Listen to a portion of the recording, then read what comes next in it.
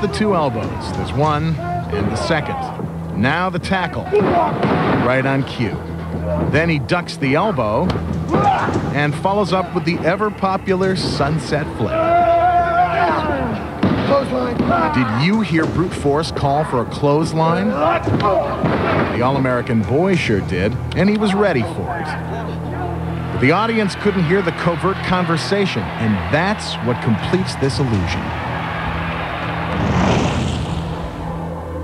There's another deception that fans can't see, even though they're staring at it during the entire match. It's not the wrestlers, it's the ring.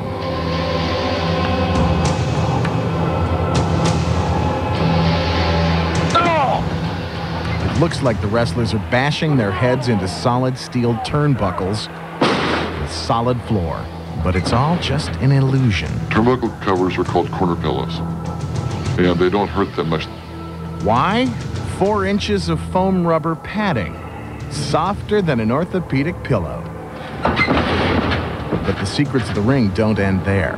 A wrestling ring is different from a boxing ring. A boxing ring has a very hard mat.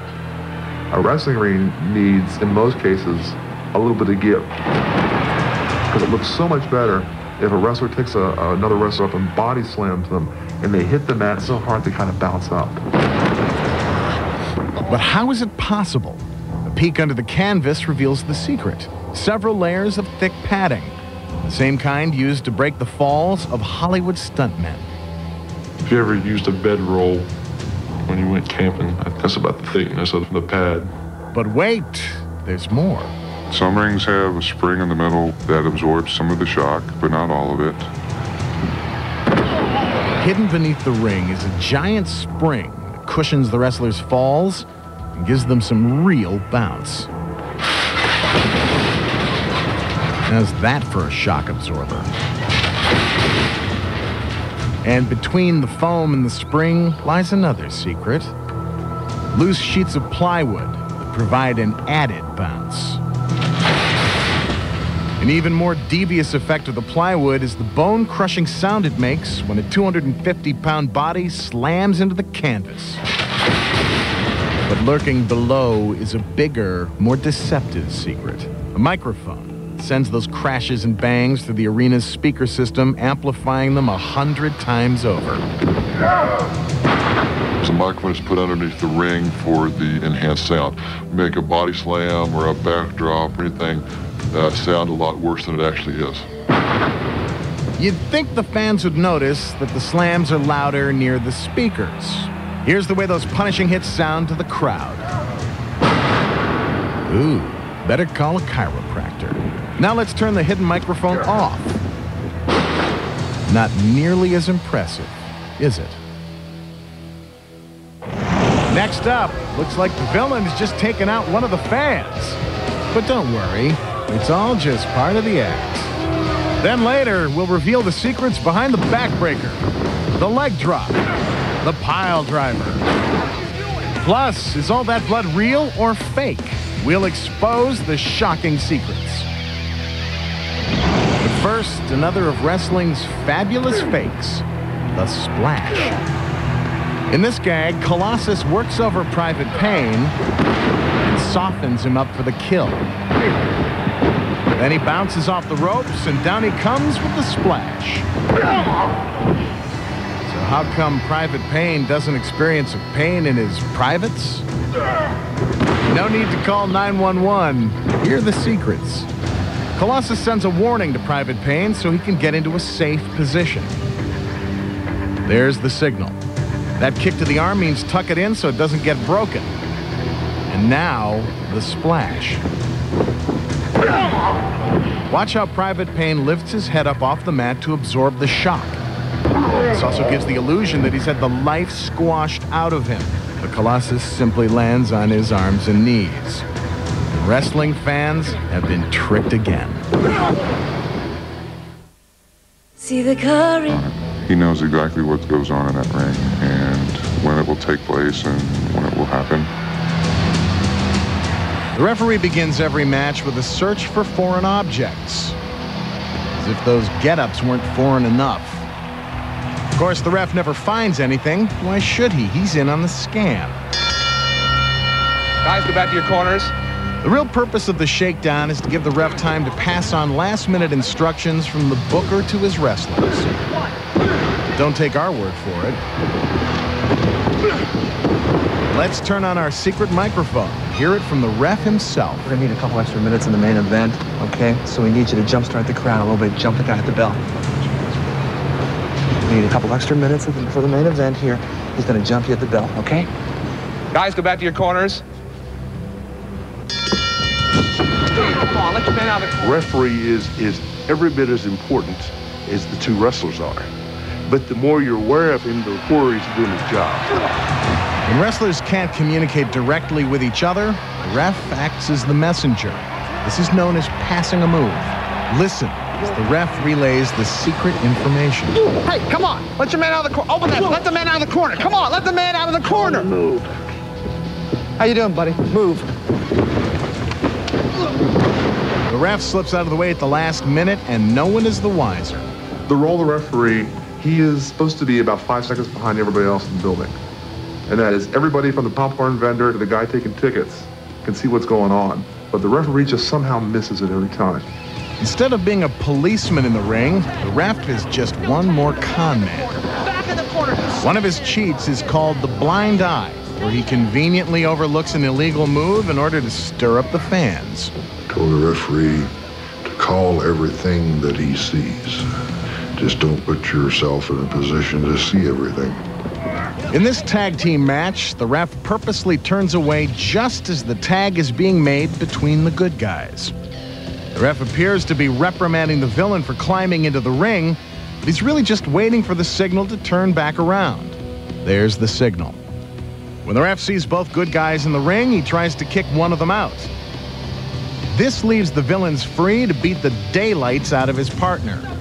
They're all in on it together. Now, everyone in the joint has seen this, but of course the referee hasn't seen it. And as the traditional rule goes in wrestling, if the referee does not see it, then it did not happen. Why do they pull this con? To get the crowd all worked up. When fans see the good guy being pummeled behind the ref's back, they become enraged. The crowd then, because they've seen this, they get mad at the referee. They're mad at the heel wrestler because this great injustice has happened and there's nothing they can do about it, just like real life. The ref also serves another underhanded purpose. He paces the action in the ring, making sure the fans' blood pressure rises to a boiling point at just the right moment. Of course, there's a trick to how he does it. The ref is secretly given directions by the ringside announcer,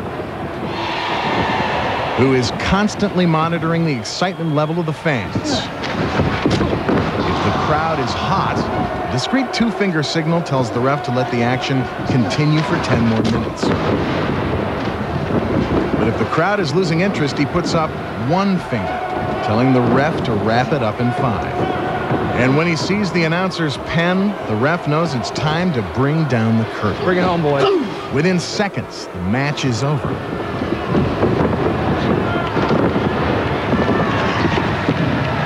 And the third man in the ring has successfully carried out his secret mission.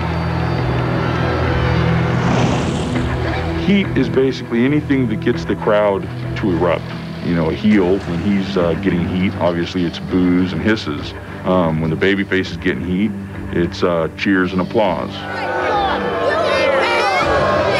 let me tell you people something.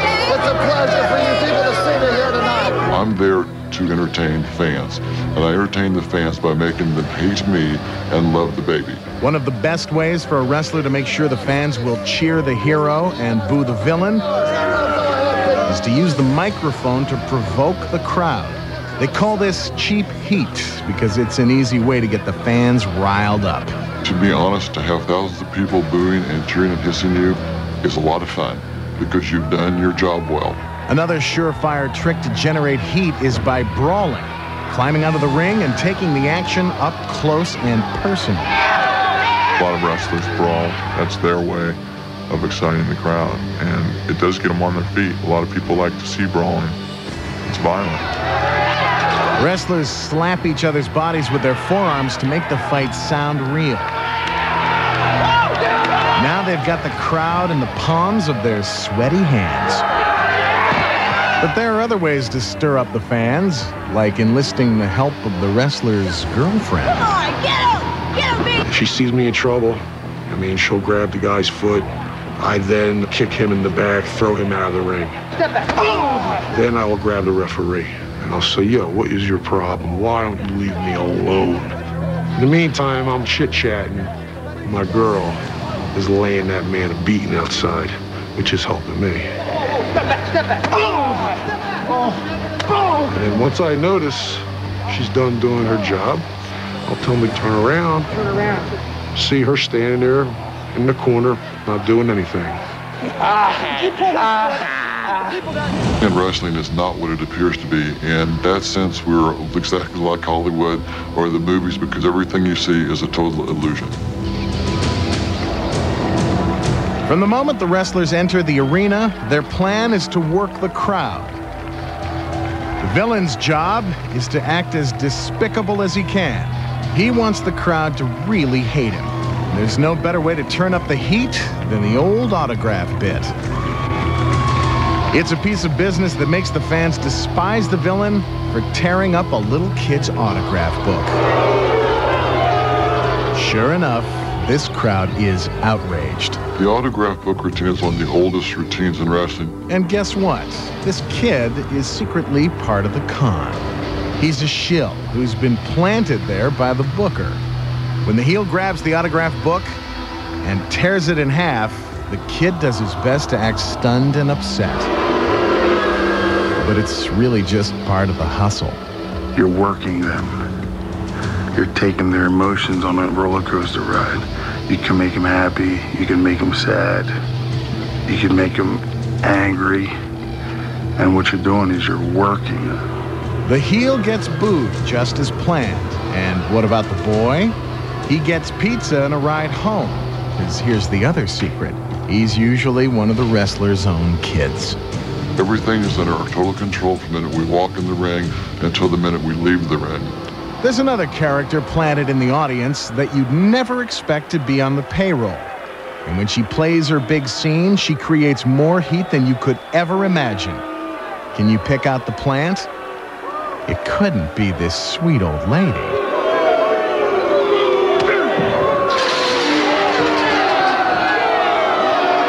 How's that for pile-driving Miss Daisy? My best way to generate heat from the audience is just my arrogance walking down to the ring. I think there's a little part of acting to it. Now here's the secret. She's a stunt granny. And every night she puts on her pads and takes a fall. The two guys behind her are also plants who keep her from getting hurt. But does Granny really hate the wrestlers? Hardly. Later backstage, they take a moment to show their gratitude for a con job well done. Still to come, one of these props is not a fake. Can you spot the one that's real? Is it the trophy to the skull, the salt in the eyes, or is it the folding chair across the back? Plus, it looks like this wrestler's getting pile-drived into the mats, but he doesn't feel a thing. How do they do it? But first, another of wrestling's fabulous fakes, the backdrop. Watch as Colossus lifts Slither high into the air and slams him into the mat. But you don't see Slither struggling to get free, do you? That's because there's a secret to how it's done. Actually, the higher up he is, the more time Slither has to prepare for a safe landing. How he lands is critical. It determines whether he rides home in a stretched limo or stretched out in an ambulance. To achieve maximum height, Slither pushes off Colossus's shoulders and vaults himself into the air. He then extends his arms, creating as much surface area as possible to cushion the fall. The impact is absorbed by his feet and shoulders, and not by his spine. 1 year. See someone with a trophy or a chair, you just know there's gonna be some trouble. No Hollywood movie set would be complete without its elaborate props. No wrestling ring would be complete without them either. That's it! That's it! What are you doing? Hey, freak out! When a wrestler's pretty girlfriend brings a trophy into the